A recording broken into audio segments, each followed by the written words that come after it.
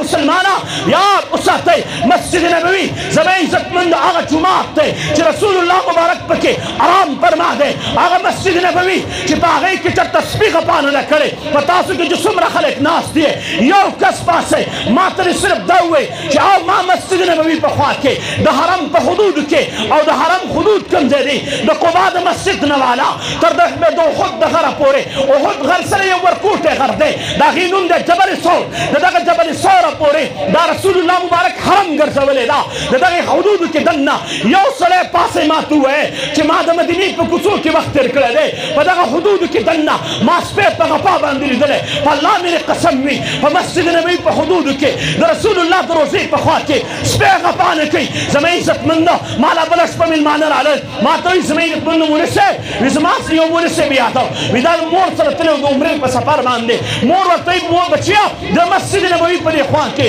د مدینې په دې کوڅو کې د مدینې په بازار کې سپي نه وه خو چېرته د سپي غپا مې وانه اورېدله وي ما ورته چې مورې دا د مدینې سپی دی د مدینې سپی خو چې کوم دی یو اعلی شان والا دی بیا یې زما عزتمنده